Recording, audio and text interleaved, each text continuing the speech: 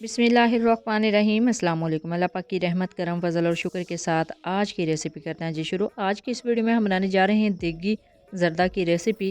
अच्छा जी, आज की इस वीडियो में मैं आपके साथ सारी टिप्स एंड ट्रिक्स शेयर करूँगी जिससे आपके भी जो चावल हैं वो इस तरह के खिले खिले से दाना दाना से बनेंगे। तो चलते हैं जी तैयारी की तरफ। बिस्मिल्लाहिर्रहमानिर्रहीम। सबसे पहले इंग्रेडिएंट नोट कर लीजिए।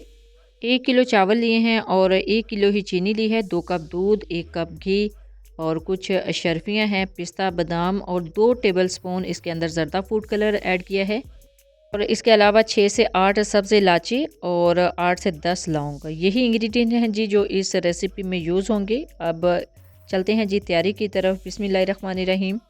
8 से 10 गिलास पानी लिया है, खुले मुंह वाला बर्तन लिया है और पानी को अच्छे से बॉयल दिलाना है। जैसे ही पानी को बॉयल आना स्टार्ट हो जाए इसके अंदर ऐड करेंगे ज़र्दा फूड कलर। बिस्मिल्लाहिर्रहमानिर्रहीम। मिक्स कर देना है और यहाँ पे आपने ख्याल रखना है कि पानी को अच्छे से बॉयल आना स्टार्ट हो जाए तो उसके बाद हम इसके अंदर चावल ऐड करेंगे। ये देखिए कलर भी अच्छे से मिक्स हो चुके हैं और अब इसके अंदर ऐड करेंगे चावल। पानी भी अच्छा खासा गर्म हो चुका है, इसको बॉयल आना स्टार्ट हो गया है। बिस्मिल्लाहिर्रहमानिर्रहीम। इसके अंदर ऐड करेंगे जी चावल और चावल ऐड करते वक्त आपने इस चीज़ का ख्याल रखना है कि पानी को बॉयल जो है ना वो आ रहा हो। अगर ठंडे पानी में ऐड कर देंगे तो फिर चावल जो है ना बड़ा टाइम लेंगे गलने में। अब इसको हमने बॉयल करना है 5 मिनट के लिए। 5 मिनट अच्छे से बॉयल करेंगे। 5 मिनट में जैसे ही चावल जो हैं वो तकरीबन एक कन्नी रह जाएंगे। ये देखें 5 मिनट हो चुके हैं।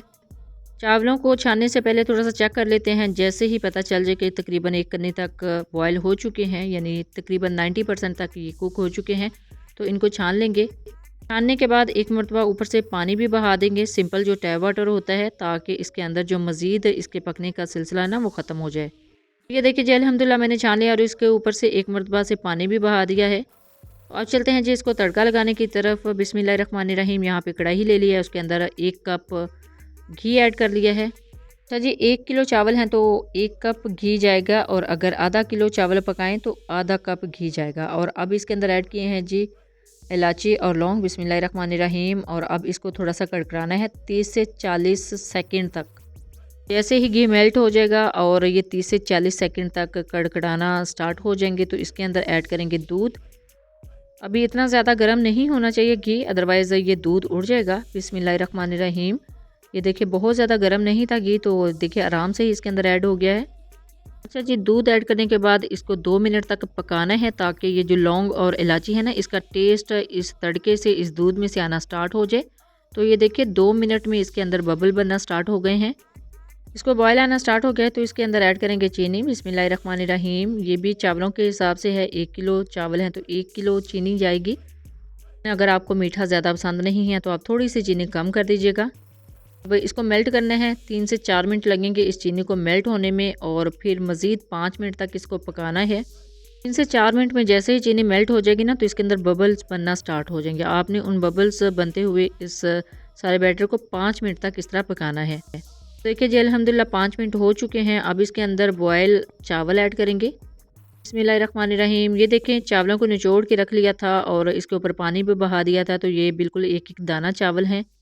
और यहाँ पे मैं आपको बता दूं कि ये सुपर बासमती के चावल हैं, ये सेला राइस नहीं है। मोस्टली जो हमारे नाई हजरात हैं या जो घरों में पकाए जाते हैं तो वो यही कहते हैं कि आप इसके लिए सेला राइस यूज़ किया करें, लेकिन ये अल्हम्दुलिल्लाह मैंने तो सुपर बासमती राइस लिए हैं।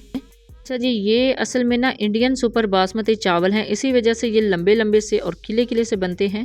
ये अल्हम्दुलिल्लाह हमारे घर के ही चावल हैं तो इस वजह से मैं ये यूज़ कर लेती हूँ। अदरवाइज़ आज तक जितनी भी रेसिपीज़ मैंने शॉपिंग मॉल से चावल लेके बनाई है ना वो बिल्कुल भी अच्छी नहीं बनती। चावलों को ऐड करने के बाद हल्के हाथ से मिक्स करना है ताकि टूटे ना और 10 मिनट में इस पानी को खुश्क करना है। 10 मिनट हो चुके हैं पानी को खुश्क होते हुए, तो थोड़े थोड़े से बबल रह गए थे ऊपर आने। इसके अंदर कुछ मेवा जात ऐड करेंगे। बिस्मिल्लाहिर्रहमानिर्रहीम। बादाम है, पिस्ता है और अशरफियाँ हैं, आप चाहे तो कोकोनट और किशमिश भी ऐड कर सकते हैं। अब आ गया है जी दम लगाने का टाइम। दम इसको लगाना है हमने तकरीबन 20 मिनट का। दम पे लगाने के बाद ना 5 मिनट के लिए तेज़ आंच रखनी है ताकि इसके अंदर अच्छे से स्टीम बन जाए। फिर 15 मिनट के लिए बिल्कुल दम वाली आंच कर देनी है। तो टोटली 20 से 22 मिनट लगेंगे जी अच्छे से दम आने में। तो अल्हम्दुलिल्लाह 20 से 22 मिनट हो चुके हैं। अब अच्छे से चेक करेंगे और चेक करने का बेस्ट वे है कि साइड से आपने चेक करने हैं।